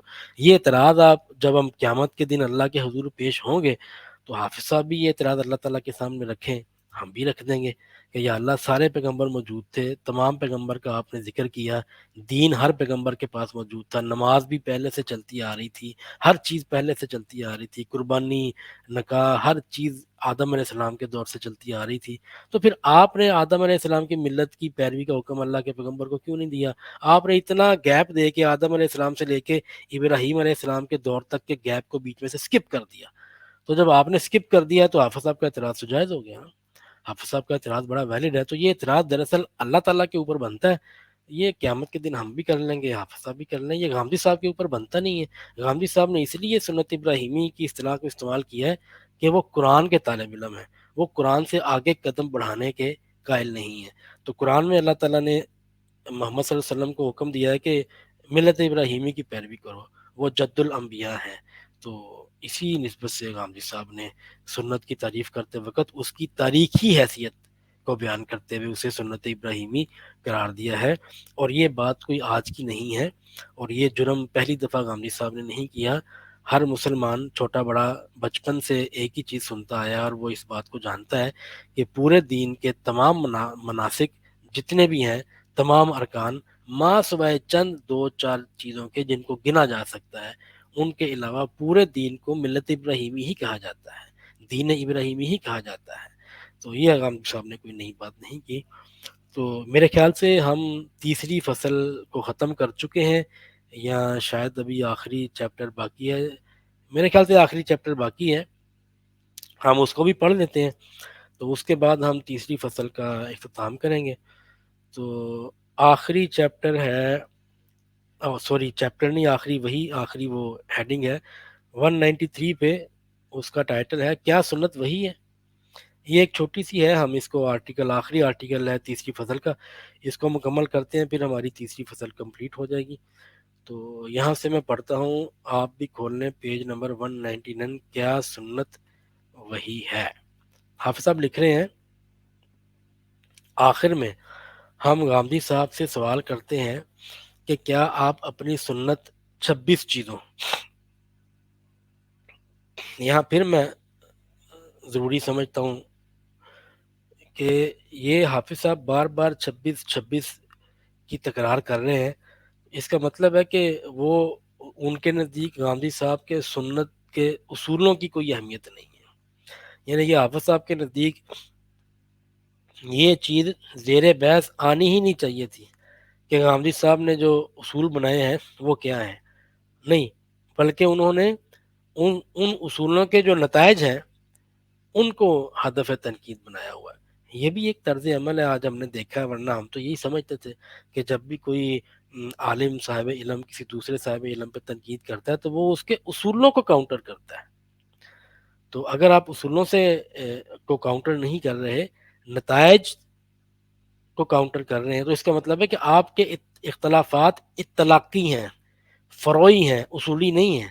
اصولی ہوتے تو آپ گامدی صاحب کے 7 اصولوں کو باری باری پکڑتے، ایک ایک اصول کی تردید کرتے. پہلا اصول یہ کہ اس چیز کو دین ہونا چاہیے، آپ اس کا رد کرتے. دوسری چیز یہ کہ اس کو عملی ہونا چاہیے، آپ اس کا رد کرتے. تیسری چیز یہ کہ وہ قرآن سے انیشیٹ نہیں ہونی چاہیے، وہ اللہ کے نبی سے انیشیٹ ہونی چاہیے، آپ اس کا رد کرتے. تو یہ آپ ایک ایک کر کے تمام اصولوں کا رد کرتے نا، تو وہ 26 سنن کی فہرست خود بخود ڈیلیٹ ہو جاتی، آپ کو تکلف کرنا ہی نہ پڑتا. تو یہ تکلف آپ کو کرنا ہی اس لیے پڑ رہا ہے کہ آپ نے اپنے آپ کو خود مشکل میں ڈال لیا ہے. آپ ان 7 اصولوں سے اختلاف کریں گے تو پھر آپ کی تنقید معتبر مانی جائے گی. خیر ہم ریڈنگ کرتے ہیں. آخر میں ہم گاندھی صاحب سے سوال کرتے ہیں کیا آپ سنت 26 کو وہی شمار کرتے ہیں یا نہیں. اگر گاندھی صاحب یہ جواب دیتے ہیں کہ ہمارے نزدیک سنت 26 چیزیں وہی نہیں ہیں، تو پھر ہمارا سوال ہے کہ آپ جب آپ کے نزدیک آپ کی سنت وہی نہیں ہے تو پھر وہ دین کیسے بن گئی. ہمیں پڑھنا پڑے گا، مکمل کرنا ہے، کیا کریں. ہنسی تو آ رہی ہے لیکن اب پڑھنا پڑے گا. اگر گاندھی صاحب یہ کہتے ہیں کہ ہمارے نزدیک سخت سنت 26 چیزیں وہی ہے، تو ہم یہ سوال کریں گے کہ اس کی دلیل کیا ہے کہ یہ وہی ہے. یہ وہی کس پیغمبر پر اتری تھی؟ پھر اس کے لیے دلیل کیا ہے؟ یہ فلاں پیغمبر پر اتری تھی. اگر گاندھی صاحب یہ کہتے ہیں کہ ان کے وہی ہونے کی دلیل صحابہ کا اجماع ہے، تو ہمارا سوال یہ ہے کہ یہ اجماع کس سن ہجری میں ہوا تھا، اور اسے اجماع صحابہ ثابت کرنے کا گاندھی صاحب کے پاس کیا ذریعہ ہے؟ سوری معذرت. اگر گاندھی صاحب اس کا جواب یہ دیتے ہیں کہ صحابہ رضی اللہ عنہم کا اجماع ہمیں اس طرح معلوم ہوا کہ آج امت کا بھی ان 26 چیزوں پر اجماع ہے، تو اس کا جواب یہ ہے کہ امت ان 26 چیزوں میں سے ہر ایک کے دین ہونے پر متفق نہیں. مثلا بچے کے کان میں اذان و اقامت، نماز، روزہ، زکوٰۃ، نکاح، طلاق کے متعلقات کے بارے میں علماء کا اختلاف ہے. سبحان اللہ. یعنی کہ اطلاقی اختلافات کو اصولی اختلاف کی شکل دیکھ کر حافظ صاحب یہاں پہ پیش کر رہے ہیں. ان 26 میں سے جن اعمال کے بارے میں علماء امت کا اتفاق بھی ہے، تو اس میں اصل اتفاق ان کے دین ہونے پر ہے. یہ چیز، اس جملے پر میں حافظ صاحب کو داد دوں گا کہ یہاں پر انہوں نے بالکل ٹھیک بات کی ہے. اسی ٹھیک بات کو وہ خود سمجھ لینا تو یہ تکلف ان کو کرنے کی ضرورت نہ پڑتی. یہ جملہ میں دوبارہ پڑھنا چاہوں گا. یہ ان 26 میں سے جن اعمال کے بارے میں علماء امت کا اتفاق بھی ہے، تو اس میں بھی اصل اتفاق ان کے دین ہونے پر ہے، نہ کہ ان کے مسائل پر. یعنی کہ اصول میں اتفاق ہے اور اس کی جزیات میں یا اطلاقات میں، فروعات میں اختلاف ہے. تو یہ اختلاف تو ہمیشہ ہوتا ہے. نماز میں اختلاف نہیں ہے. نماز کی شروع سے لے کر آخر تک مسلمانوں کے مکاتب فکر میں اختلاف ہی اختلاف ہے، مناظرے ہوتے ہیں. تو لیکن نماز کی اصل میں تو کوئی اختلاف نہیں ہے نا، کہ نماز مستقل بذات ایک عبادت ہے، اس کو سنت کی حیثیت سے جاری کیا گیا. ان میں تو کوئی اختلاف نہیں. حافظ اب اسی کا اعتراف کر رہے ہیں. مثلا دور جاہلیت اور اوائل اسلام کے مروجہ نکاح متع کے بارے میں علماء امت کا اتفاق ہے کہ یہ قیامت تک کے لیے منسوخ ہو چکا ہے، جبکہ علماء کا اس مسئلے میں بھی اتفاق نہیں ہے کہ تمام صحابہ رضی اللہ عنہم بھی نکاح کی اس قسم کی نسخ کے قائل تھے. لیں جی، تیسری فصل کمپلیٹ ہو گئی. یہ جو آخری تھا سب سے دلچسپ پیراگراف، آرٹیکل کیا سنت وہی ہے، اس پر کیا تبصرہ کرنا. اس پر یہی تبصرہ کیا جا سکتا ہے کہ گاندھی صاحب سنت کے اصولوں کے نتیجے میں جو فہرست آپ کے سامنے پیش کرتے ہیں، جنہیں آپ 26 سنن کی فہرست بار بار کہہ کے پتہ نہیں کیوں یاد دہانی کرانے کی کوشش کرتے ہیں، ان میں سے ہر چیز دین ہے. ان میں سے ایک ایک چیز کے دین ہونے پر امت میں کبھی ایک دن بھی اختلاف نہیں ہے. اسکول کا چھوٹا سا بچہ یا بہت بڑا شیخ الاسلام کبھی اس کے بارے میں دوسری رائے میں مبتلا نہیں ہے. کوئی ایک بھی اختلاف نہیں ہے کہ وہ سب کی سب چیزیں دین ہیں. اصل ہونے میں کوئی اختلاف نہیں ہے. جتنے اختلافات ہیں وہ آپ نے خود ماشاءاللہ سے اعتراف کر لیا کہ وہ فروعات کے اختلافات ہیں، وہ اطلاقات کے اختلافات ہیں. یعنی کہ وہ اطلاقی ہیں، وہ فروعی ہیں. اور اس طرح تو دین کی ہر چیز کی فرع میں اختلاف ہے. ہر چیز کی جب بھی ہم اصل کی شرح کریں گے یا اس کا اصول کی کوئی فرع بنائیں گے تو اختلاف تو ہو جائے گا. اس کا یہ مطلب تو نہیں ہے کہ اصل میں اختلاف ہے. تو تیسری ہم نے فصل مکمل کر لی ہے. تو اب میں یہ چاہوں گا کہ ہم آج کی نشست کو یہیں پر روکتے ہیں تیسری فصل کے اختتام پر، اور ہم نے حافظ صاحب کی کتاب کے تمام مضامین اس حوالے سے پڑھے ہیں، ریڈنگ کی ہے، اور جہاں جہاں ہم نے تبصرہ کرنا تھا وہ تبصرہ بھی کر دیا ہے. اور حافظ صاحب سے مجھے امید، بلکہ امید نہیں یقین ہے کہ اگر وہ یہ پروگرام دیکھیں گے تو کم از کم انہیں مجھ سے یا ہم سے کم از کم یہ شکایت نہیں ہوگی جو ہمیں ان سے ہے، کہ انہوں نے میدان کو کما حق سمجھا نہیں، کما حق پڑھا نہیں، اور شروع کر دی تنقید. کم از کم وہ ہم پر یہ اعتراض نہیں کریں گے کہ عاصم صاحب نے جناب منہ اٹھا کے تنقید تو کر دی ہے، بڑا اچھا پروگرام بھی ریکارڈ کرا دیا، لیکن میری کتاب کو تو مس کوٹ کر دیا. انشاءاللہ پورے پروگرام میں سے ایک بھی وہ کوئی ایسا اعتراض نہیں لائیں گے. لیکن ہمارا اتنا بڑا اعتراض ہے حافظ صاحب کے اوپر، جو ان کے اوپر بہت بڑا بوجھ ہے، اگر وہ محسوس کریں کہ پوری کتاب میں سنت تصور کی دجیاں بکھیر دی انہوں نے گامدی صاحب کے، اٹھا کے مار دیا دیوار کے ساتھ. 7 اصولوں میں سے ایک اصول کو بھی کاؤنٹر نہیں کیا حافظ صاحب نے. کاؤنٹر کرنا تو درکنار ہے، ذکر تک نہیں کیا. غامدی صاحب کے اصول، سنت کے تصور کی بنیاد جن 7 اصولوں پر ہے جو 20 سال پہلے انہوں نے پڑھائے ہیں باقاعدہ میدان لیکچرز میں، ان میں سے کسی اصول کو کوٹ تک نہیں کیا. چلے کوٹ کرنا بڑی دور کی بات ہے، اپنے قارئین کو، پڑھنے والوں کو یہ تک نہیں بتایا کہ یہ جو 26 سنن ہے نا، یہ غامدی صاحب کے 7 اصول ہیں. وہ 7 اصول جو میں آپ کو ابھی نہیں بتانا چاہ رہا، ان کا نتیجہ یہ حافظ صاحب نے یہاں تک نہیں بتایا. اتنا بڑا آپ نے فاؤل کیا ہے، اتنا بڑا ایکڈیمک آپ نے فاؤل کیا ہے، اور ہم اعتراض کرنے پر، بلکہ ہم مذاق اڑانے پر بھی حق میں جانے میں ہیں. ہمارا یہ اعتراض ہے آپ کے اوپر کہ اتنا بڑا فاؤل، کہ جس چیز کو آپ کاؤنٹر کرنے آئے ہیں اس کے اصول کو آپ نے زیر بحث نہیں لایا. اپنے قاری کو، اپنے ریڈر کو آپ نے ان اصولوں کی ہوا تک نہیں لگنے دی اور تنقید کر دی آپ نے. بالکل غلط طریقہ کار ہے. تو ہم تو اس سے طریقے سے بالکل بیزار ہیں. تو تیسری فصل ہماری ختم ہو گئی، آئندہ پروگرام سے ہم چوتھی فصل شروع کریں گے. اس پر اگر آپ کی کوئی تحفظات ہیں تو ہم ڈسکس کر لیتے ہیں. اوور ٹو یو عمار بھائی. بہت بہت شکریہ عاصم بھائی آپ کا، آپ کی پریزنٹیشن کا. اور سب سے پہلے ایک معذرت میری طرف سے قبول فرمائیں، میں رضا بھائی کو انٹروڈیوس کرانا بھول گیا تھا اپنے سیشن کے اسٹارٹ میں. تو ان سیشنز میں رضا بھائی بھی سب سے میری، ضروری کام آپ بھول گئے، سب سے ضروری کام آپ بھول گئے، جو جی روح لمحہ ہے ان کو بھول گئے آپ. ہاں شکریہ جی شکریہ. ہاں جی. تو ان سیشنز کی میزبانی کے فرائض تو مجھے سر انجام دینے ہیں، لیکن رضا بھائی جو ہیں وہ میری معاونت کے لیے ان سیشنز میں میرے ساتھ موجود ہوتے ہیں. تو رضا بھائی میرا خیال سے آپ ہی سے سٹارٹ کرتے ہیں. اگر آپ کے پاس کوئی سوالات یا کوئی چیز جو آپ ڈسکس کرنا چاہیں رضا عاصم بھائی کی پریزنٹیشن سے متعلق، تو I think you can start. نہیں شور، بہت اچھی پریزنٹیشن تھی، اور عاصم بھائی نے بہت تفصیل سے جو ہے نا وہ سارے سیکشن جو ہے نا وہ کور کیے. تو میرے پاس اصل میں 3 یا 4 سوالات تھے جو میں نے لکھے تھے، لیکن جب عاصم بھائی اس آخری سیکشن پر پہنچے جس کا نام ہے کیا سنت وحی ہے، ٹھیک ہے، اور اس کے اندر انہوں نے وہ آخری جملے پڑھے، میں سمجھتا ہوں حافظ صاحب نے سارے سوالوں کا جواب خود ہی دے دیا. تو اب حافظ ہم صاحب نے سوال پوچھیں گے. زبیر صاحب نے جی مجھے لگتا ہے حافظ صاحب نے اپنے ہی سوالوں کو خود ہی جواب دے دیا اپنے الفاظ میں. ہاں جی ہاں جی.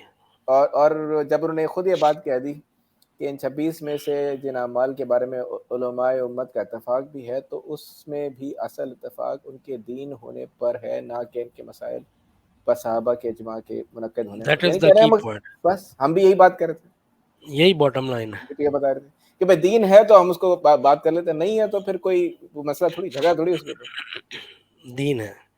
اور یہ بات کہ جب آپ کسی چیز کو دین مان لیتے ہیں نا، تو یہ ایک احمقانہ ڈیمانڈ ہے کہ میں یہ مطالبہ کروں، اچھا نماز کے دین ہونے کا حکم جو وحی کے ذریعے نازل ہوا تھا، مجھے اس وحی کا ثبوت چاہیے. نہیں، ہم نے ایک شخصیت کو خدا کا رسول مان لیا، اس نے جو دین ہمیں دیا اس کے ماخذ پر مطمئن ہو گئے. اب یہ انڈرسٹوڈ ہے کہ جتنا بھی دین ہم مان رہے ہیں سب وحی کے ذریعے آیا ہے. ایک ایک چیز کی الگ الگ وحی کی جو ہے ثبوت، یہ اعتراض، یہ بچکانہ باتیں ساری. نہیں، اس کی ضرورت بھی نہیں. دیکھیں ہم نے تو ویسے جیسے آپ نے ابھی یہ کہا نا کہ جب ہم نے کہا کہ جی دین کا تنخواہ ماخذ حضور صلی اللہ علیہ وسلم کی ذات ہے، تو ہم نے آلریڈی اپنا سٹارٹنگ پوائنٹ سیٹ کر دیا.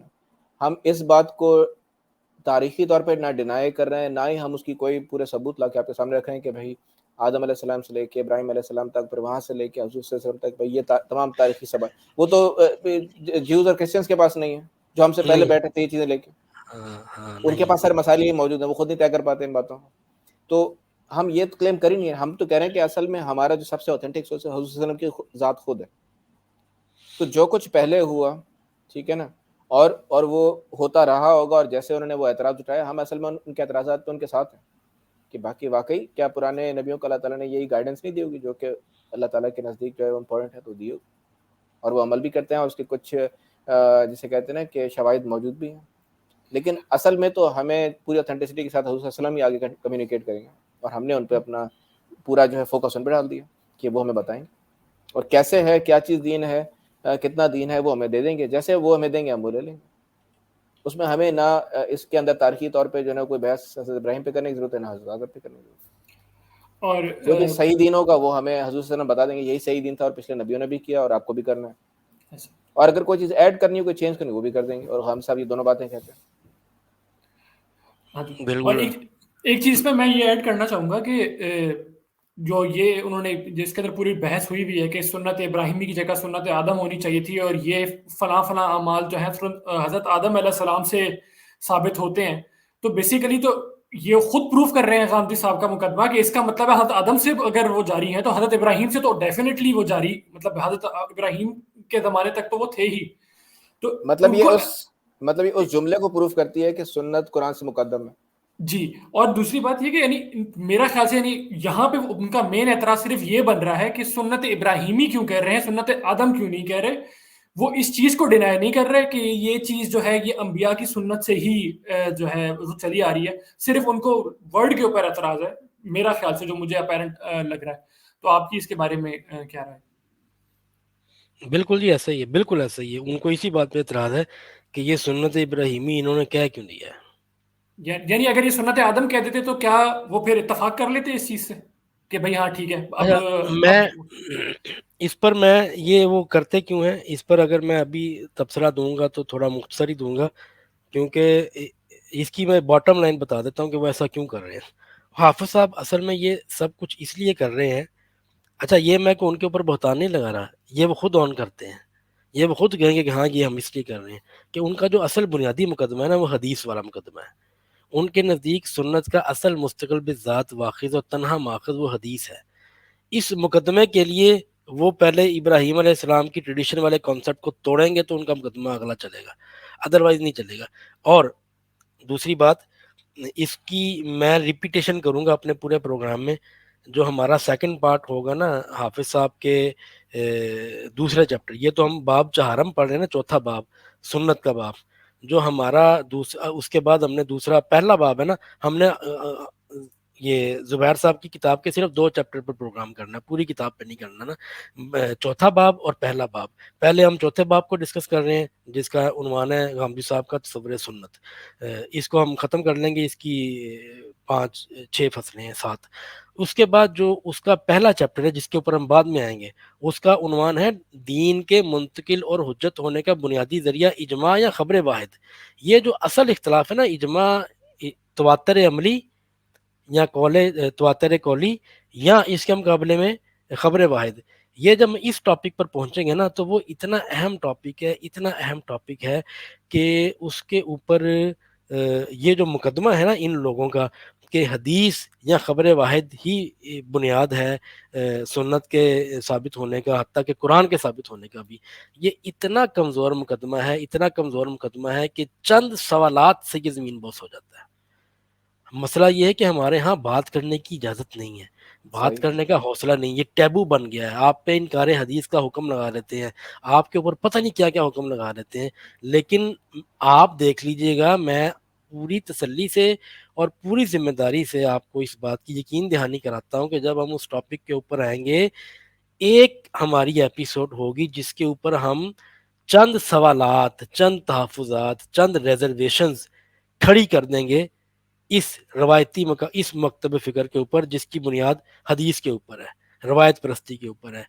روایت کا پورا میکنزم جو ہے نا اس سے گر جائے گا. اب سننے والے 2 باتیں کر سکتے ہیں.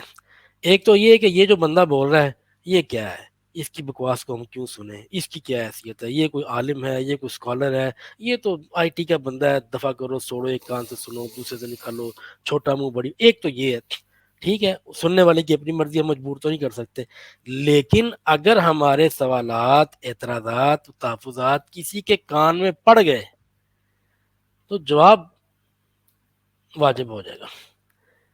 تو ہمیں تو ان کا جواب نہیں ملا، تو ہم تو اس نتیجے پر پہنچتے ہیں کہ یہ جو روایت پرستی والا جو مقدمہ ہے نا، یہ انتہائی کمزور ہے. احادیث کو دین کی بنیاد بنانا، یہ دین کے اندر تحدیث کرنا، یعنی کہ تحدیث فی الدین کا دروازہ کھولنے کے برابر ہے. روایات کا دین کے اندر کوئی رول نہیں ہے، صرف جی اتنا ہی ہے جتنا غامدی صاحب بیان کرتے ہیں کہ تاریخی ریکارڈ ہے، بس اس سے زیادہ کچھ نہیں. میں بھی یہ ایک بات ایڈ کرنا چاہتا ہوں کہ جب وہ یہ کامنٹری کر رہے تھے کہ ہم حضرت ابراہیم سے اس دین کو ثابت کریں یا حضرت آدم سے چلیں، وہ ایک طریقے سے نا وہ انہوں نے اس پوائنٹ کو ایکسٹینڈ کر کے کہا کہ یہ تو پہلے بھی ہو سکتا ہے، لیکن بعد میں وہ اس بات پر لے کے آئے جو مجھے لگتا ہے کہ ان کا اصل مقدمہ ہے. وہ یہ بات کہنے لگے کہ بھائی یا تو آپ آبزرویشن سے ایک چیز کو ثابت کریں گے، یعنی آپ نے خود دیکھا، وہ تو آپ کر نہیں سکتے، تاریخی چیز ہے، یا تو پھر آپ کس سے کریں گے؟ خبر خبر واحد خبر آج آ کے خبر واحد ہے، خبر. اور تو خبر واحد کا اصل مقدمہ جھگڑا جو اس ہے وہ سنت کا نہیں ہے، اصل جھگڑا جو ہے وہ خبر ثابت کرنا. خبر واحد، اور خبر واحد سے کمزور مقدمہ کوئی نہیں دنیا میں ہو سکتا، سب سے کمزور مقدمہ یہ ہے. لیکن بدقسمتی سے یہ مضبوط بن گیا ہے کیونکہ اس کو مان لیا گیا ہے. سوالات کھڑے کر دیں تو اس کے پیچھے کچھ بھی نہیں، یہ ریت کا گھروندہ ہے، اس سے بھی کمزور ہے، یہ کچھ بھی نہیں اس کے پیچھے. جب ہم اس پہ آئیں گے تو پھر دیکھیں، اور لوگوں کو حیرانگی ہو رہی ہوگی، غصہ بھی آئے گا، یہ بندہ کیا بات کر رہا ہے، یہ بندہ حدیث کے خلاف بات کر رہا ہے، یہ حدیث. ٹھیک ہے بھائی، آپ ویٹ کر لیں، جب وہ پروگرام آئے گا ہمارے سوالات کا جواب آپ ہمارے منہ پہ ماریے گا، ہم بھی لے کے بیٹھ جائیں گے. نہیں، اگر میں حدیث پہ تو ہم میں سے کسی نے جو ہے نا وہ ایسا کوئی بات کی نہیں ہے. بات تو اصل میں یہ ہے کہ اگر آپ حدیث کی بات کریں گے تو آپ کو یہ ثابت کرنا پڑے گا کہ پہلی جنریشن سے لے کے پچھلی جنریشن تک، یعنی ہمارے یعنی باپ داداؤں کی جنریشن تک تمام لوگ ایک ہی سیٹ آف حدیث کو مانتے آئے ہیں، انہوں نے اس کے اندر اختلاف نہیں کیا. اگر انہوں نے اختلاف کیا اس کا مطلب ہے کہ وہ ویسے ہی جسے کہتے ہیں کہ حدیث کی باڈی آف نالج کو مختلف طرح سے اسیس کرتے آئے ہیں. مطلب اگر ہم یہ بھی ثابت کر دیں کہ بخاری اور مسلم کے بیچ میں ایک ہی اصول تھے اور ایک ہی حدیث کی سیٹ آف حدیث تھیں اور ان میں انہوں نے اختلاف نہیں کیا، تو چلے یہ بھی ایک مقدمہ ہو سکتا ہے. لیکن ہم ایون مجھے لگتا ہے کہ یہ بھی ثابت نہیں کیا جا سکے گا. کچھ بھی نہیں، سب اختلافات، اصولوں میں اختلاف ہے. تو بس کم از کم ہم اتنا تو مان سکتے ہیں نا کہ یہ جو ہے نا وہ بنیاد نہیں ہو سکتی. نہیں بنیاد ہو سکتی، بالکل ایسا ہی ہے، بالکل ایسا ہی. اور ایک چیز جو مجھے ایک ان کے مطلب اس اقتباس کے اندر انہوں نے یہ بات مینشن بھی کی کہ سنت یعنی حدیث، تو اس بات سے آپ نے بھی کلیئر کر دیا کہ اہل حدیث مکتبہ فکر کے نزدیک یہ دونوں چیزیں جو ہیں وہ ایک ہی ہیں. تو بیسیکلی وہ اسی پیراڈائم سے ہر چیز کو دیکھ رہے ہیں، اصل کیونکہ میں وہ اپنے مقدمے کو پوری امت کا مقدمہ بنا کے پیش کر رہے ہیں. ہاں جی. اور وہ غامدی صاحب لائک حدیث از اکوز ٹو سنت، اور کیونکہ غامدی صاحب کہتے ہیں کہ حدیث جو ہے وہ دین کا ماخذ نہیں ہے، تو وہ آٹومیٹکلی اس سے انفر کر رہے ہیں کہ غامدی صاحب یہ بھی کہہ رہے ہیں کہ سنت بھی دین کا ماخذ نہیں ہے، کیونکہ ان تو کے نزدیک سنت کا ماخذ دین حدیث ہے. حدیث ہے. بالکل. تو یہ اس طریقے سے انالوجی ڈرا کر رہے ہیں جو کہ ہاں. گھما کے وہ بن رہی ہے. اور جو غلط چیز انہوں نے، سب سے غلط چیز ڈرا کی ہے، جس پر ہمیں بڑا شدید اعتراض ہے، کہ یہ اپنے مقدمے کو پوری امت کی طرف سے لڑ رہے ہیں، بلکہ پورے امت میں سے کوئی بھی ان کے ساتھ نہیں کھڑا، اہل حدیث کے ساتھ کوئی. سب سے زیادہ مناظرے اہل حدیث علماء کے ہیں، سب سے زیادہ جھگڑے اہل حدیث علماء کے ہیں. اور پاکستان میں چند سالوں کو چھوڑ کر 10 15 20 سال کو چھوڑ دیں، اس سے پیچھے چلے جائیں تو مائنورٹی اہل حدیث اسکول آف تھاٹ کی تھی. یہ لوگ تاریخ سے بھی واقف نہیں ہیں، اس پر ہم پھر کبھی بات کریں گے. یہ مقدمہ ہی غلط ہے کہ سنت یعنی حدیث. یہ حافظ زبیر صاحب بھی کہہ رہے ہیں، بس وہ تو کسی نے نہیں کہا آج تک اہل حدیث کے علماء کے علاوہ. صحیح. تو آصف بھائی آپ نے تو کہا کہ آپ اس کے اوپر بعد میں کمنٹ کریں گے. رضا بھائی اگر آپ کمنٹ کرنا چاہیں کہ آپ کے خیال میں یعنی جو مس انڈرسٹینڈنگ ہمیں نظر آ رہی ہے، یعنی ابھی ہم صحیح اور غلط کو چھوڑ دیں کہ غامدی صاحب کا مقدمہ ٹھیک ہے یا نہیں ہے، لیکن ایک مس انڈرسٹینڈنگ تو ہمیں کلیئرلی نظر آ رہی ہے کہ غامدی صاحب کا مقدمہ کچھ اور ہے اور حافظ صاحب جو ہیں وہ کچھ اور جو ہے اس کو سمجھے ہیں ایٹ لیسٹ. تو اگر کسی لے مین کو یہ مس انڈرسٹینڈنگ لگ جاتی ہے تو سمجھ میں آتی ہے، یا کسی ایسے عالم کو اگر لگ جاتی ہے جو کہ جس نے غامدی صاحب کے کچھ کلپس وغیرہ دیکھے ہوں صرف، لیکن ایک وہ عالم جو کتاب لکھنے بیٹھا ہے اس موضوع کے اوپر، اس کو یہ مس انڈرسٹینڈنگ کیسے لگ سکتی ہے، یعنی اس کی کیا وجوہات ہو سکتی ہیں آپ کے خیال میں؟ بہت ہی آسان بات ہے. مطلب آپ جس پیراڈائم میں اگر آپ اس سے باہر نکل کے ہی نہ دیکھیں تو پھر آپ کو وہ بات سمجھ بھی نہیں آئے گی. تو بات وہی ہے کہ جو ریسرچر ہوتا ہے نا اس کی رسپانسبلٹی ہوتی ہے کہ وہ جسے کہتے ہیں نا کہ جو بھی اس وقت موجود خیالات ہیں, ایک لٹریچر ریویو کرتا ہے سب کے خیالات کہ بھئی یہ شخص یہ کہتا ہے, یہ شخص یہ کہتا ہے, یا یہ اسکول کہتا ہے, یہ اسکول کہتا ہے, وہ بتاتا ہے کہ بھئی یہ معاملات ہیں اور اس کے اوپر جو ہے نا یہ میرا تبصرہ ہے, اور وہ ایک طریقے سے آبجیکٹو پوائنٹ آف ویو پہ دینے کی کوشش کرتا ہے. اگر آپ اپنے پوائنٹ آف ویو سے ساری چیز دیکھیں گے تو پھر نتیجہ وہی نکلے گا. وہ ایک گھوم پھر کے بعد واپس وہیں پہنچ جائیں گے جہاں پہ آپ لانا چاہ رہے ہیں. یعنی جو ہم نے اس میں دیکھا کہ خبر میں بات آ گئی, اصل میں مقدمہ خبر ہے, باقی جو ہم بات کریں وہ آپ سمجھ لو آلموسٹ سیکنڈری باتیں ہو رہی ہیں, اصل مقدمہ خبر ہے اور وہ بعد میں ہی آگے نظر آئے گا. آپ سے پورا اتفاق ہے, ایسے ہی اصل مقدمہ خبر واحد ہے, باقی اصل مقدمہ. تمام باتیں ضمنی ہیں. اور چھوٹی سی بات میں ایڈ کر دوں, جو 26 کو کافی دفعہ یوز کیا گیا, تو اتنی سادی سی بات ہے, آپ جائیں البورتھ کی ویب سائٹ پہ جائیں, اس کے چارٹر کو پڑھیں, اس میں لکھا ہے کہ جی ہمارے یہاں جو ہے وہ اصول پہ اتفاق ہے اور جو نتائج ہیں اس پہ اتفاق لازمی نہیں. ہم سب کے اپنے اسٹوڈنٹس جو ہے وہ نتائج پہ اختلاف کرتے رہتے ہیں, اس میں کون سی بڑی بات ہے, اور یہ تو کوئی مسئلہ ہی نہیں ہے. اس میں اگر میں ایک مثال بلکہ گاندھی صاحب نے تو یہ بھی قدغن نہیں لگائی کہ مجھ سے میرا کوئی شاگرد اصول میں بھی اختلاف نہیں کر سکتا. ان کے لیے ہاں تو دروازہ کھلا ہے. ہاں وہ تو علمی کام ہے نا, آپ علمی کام علمی کریں, کام ہے. علمی کام کریں, ان کے اصول بدل دیں آپ آ کے.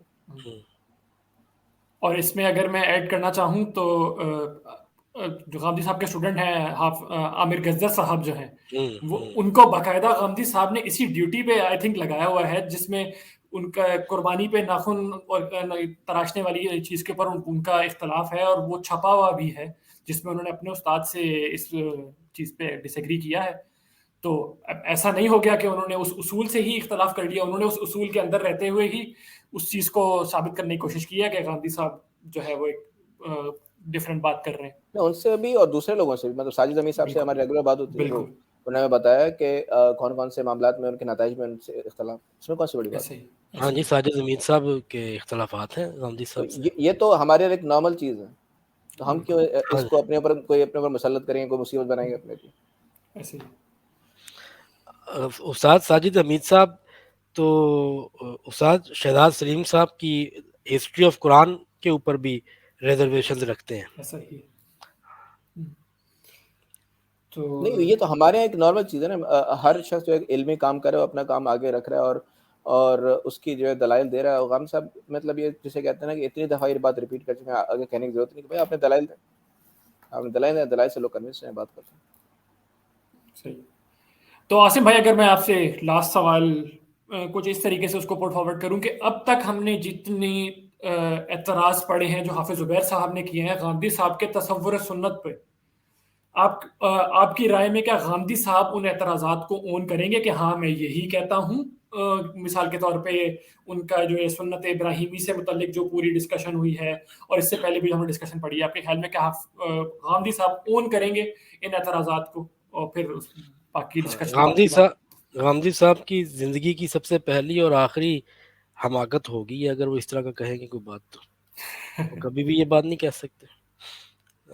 بلکہ حافظ صاحب جب اس بات پر اتنا بضد ہیں, بار بار یہ بات کر رہے ہیں, ہر پبلک فورم پہ یہ بات کرتے ہیں کہ میں نے تو جی غامدی صاحب سے ملاقات کر لی تھی, میں نے تو ان سے پوچھ لیا تھا کہ آپ میری فکر سے, آپ میری تنقید سے متاثر ہیں اور اس بات کو مانتے ہیں کہ میں نے آپ کی بات کو, آپ کی فکر کو سمجھ کر کتاب لکھی ہے. تو غامدی صاحب نے آگے سے کہا ہاں آپ تو سمجھ کے لکھی ہے. تو مجھے تو سینشن حاصل ہے غامدی صاحب کی. بس میں اس پہ یہی تبصرہ کروں گا کہ میں حافظ صاحب کو یہ تو نہیں کہہ سکتا کہ وہ غلط بیانی کر رہے ہیں, لیکن میں اتنا ضرور کہوں گا کہ غامدی صاحب اگر میرے سامنے مجھے یہ بات کہیں, اور ویسے یہ بات میں پرسنلی غامدی صاحب سے ڈسکس کر چکا ہوں لیکن میں اس کو ڈسکلوز نہیں کر سکتا کیونکہ میرے پاس غامدی صاحب کی اجازت نہیں ہے, تو اس پر ان کا جواب بھی مجھے پتہ ہے کیا ہے. اگر غامدی صاحب میرے سامنے بیٹھے ہوں اور مجھے کہیں کہ ٹھیک ہے بیٹا عاصم, یہ جو زبیر صاحب کی کتاب ہے نا, یہ بالکل ٹھیک تنقید ہے, میری فکر کو انہوں نے درست سمجھا ہے, تو میں غامدی صاحب کے گھٹنوں میں بیٹھ جاؤں گا اور ان کو کہوں گا کہ ٹھیک ہے استاد محترم, آپ پھر ایسا کریں کہ مجھے موقع دیں کہ میں آپ کو آپ کی میزان پڑھاؤں پھر, کیونکہ آپ اپنی میزان بھول چکے ہیں. یعنی کہ یہ بات اگر آپ کریں زبیر صاحب کو الاؤنس دیتے ہوئے کہ وہ آپ کی بات کو درست سمجھ کے انہوں نے تنقید کی ہے, تو پھر مجھے آپ کو آپ کی میزان پڑھانی پڑے گی. یعنی کہ یہ ممکن نہیں ہے کہ جو دونوں کتابیں ایک شخص نے پڑھی ہوں اور وہ یہ کہہ دے کہ یہ حافظ صاحب نے کتاب جو ہے وہ غامدی صاحب کی فکر کو درست سمجھ کر لکھی ہے، یہ تو 2 × 2 = 5 والی بات ہے۔ یہ میں نے حافظ صاحب کے سامنے بھی یہی بات کی تھی، اور میں نے تو ان کو یہاں تک کہا تھا کہ یہ گڑھے مردے اکھاڑنے کی ہمیں کیا ضرورت ہے کہ اس جھگڑے میں پڑ جائیں کہ آپ ان کے پاس گئے تھے کہ نہیں گئے تھے، ان کو تصدیق ملی کہ نہیں ملی۔ یہ پڑھی ہے میدان، یہ پڑھی ہے آپ کی کتاب، ابھی کمپیریزن کر لیتے ہیں۔ ہمیں غلط راستے جانے کا ذکر کیا تو انہوں نے وہ پروگرام ہی کنٹینیو نہیں کیا۔ یہی کام تو اب مجھے کرنا پڑ رہا ہے آپ کے ساتھ، ورنہ یہ ہم وہاں پہ کر رہے ہوتے حافظ صاحب کے سامنے، آپ کی جگہ حافظ صاحب ہوتے اور یہ سارا کچھ میں ان کے سامنے پڑھ رہا ہوتا۔ یہ سارا کانٹینٹ جو ہم اس پروگرام میں کر رہے ہیں، یہ کوئی میں تیاری تھوڑی کر رہا ہوں، یہ تو اس وقت کے میں نے کانٹینٹ تیار کر کے رکھا ہوا حافظ صاحب کے لیے۔ یہی تو میں ان کی منتیں کر رہا تھا، حافظ صاحب میں نے آپ کے ساتھ جھگڑا کرنا ہے، آپ کی کتاب تو کچھ ہے ہی نہیں، یہ تو آپ نے زیادتی کی ہے لکھ کے کتاب، اس میں تو غامدی صاحب کی فکر کا نام و نشان نہیں ہے، 7 اصولوں کا اشارہ تک نہیں ہے۔ آپ کہتے ہیں میں ناقد ہوں، یہاں سے میری ان سے بات شروع ہوئی تھی، اور یہاں پر پہنچنے سے پہلے وہ پروگرام ختم کر کے چلے گئے۔ اب وہ کام مجھے ادھر کرنا پڑ رہا ہے، ورنہ آپ کی جگہ وہ بیٹھے ہوتے۔ چلے میرا خیال سے اس کے اوپر ہم اپنے سیشن کو کا اختتام کرتے ہیں۔ رضا بھائی آپ کا کوئی کوشچن ہے؟ جی نہیں، میرے کو اور کوئی کوشچن نہیں۔ جی تو عاصم بھائی بیسیکلی یہی مقصد ہے ان سیشنز کا کہ ہم نے آپ کو وہ پلیٹ فارم پرووائڈ کرنا ہے جو کہ آپ کو نہیں مل سکا ادھر، جو آپ اپنی بات کرنا چاہتے تھے، آپ وہ اپنی بات یہاں پہ لوگوں کے سامنے رکھیں، باقی پھر لوگوں کے اوپر ہے، آپ کے دلائل بھی لوگوں کے سامنے ہیں۔ حافظ زبیر صاحب تو اپنے دلائل کتاب کی صورت میں بھی اور ویڈیو کی صورت میں بھی آلریڈی ریکارڈ کرا چکے ہیں، تو لوگ پھر ان دونوں کا کمپیریزن کر سکیں گے۔ تو جی بہت بہت شکریہ عاصم بھائی آج کی پریزنٹیشن کا، آج کے سیشن کا، اور جی اور رضا بھائی آپ کا بھی بہت شکریہ وقت نکالنے کے لیے۔ ہم انشاءاللہ نیکسٹ سیشن میں آپ لوگوں کو کے ساتھ دوبارہ جو ہے آپ لوگوں کو دوبارہ زحمت دیں گے، اور پھر ہم اسی کتاب کو اور اسی موضوع کو دوبارہ کنٹینیو کرنے کی کوشش کریں گے۔ تب تک کے لیے آپ لوگ اپنا خیال رکھیے۔ سوالات اگر آپ کے ذہن میں آئیں ہمارے سیشنز کو دیکھ کے تو آپ ضرور ہمیں کمنٹ سیکشن میں ان سے آگاہ کیجیے۔ تو جزاک اللہ۔ سوال ضرور کریں لوگ، کمنٹس میں سوال کریں، ای میل کریں، کسی طرح بھی کریں، سوالات اور اعتراضات ضرور کریں۔ بالکل، تو انشاءاللہ اگلی دفعہ تک کے لیے انشاءاللہ اللہ حافظ، اپنا خیال رکھیے۔ اللہ حافظ جی، السلام علیکم۔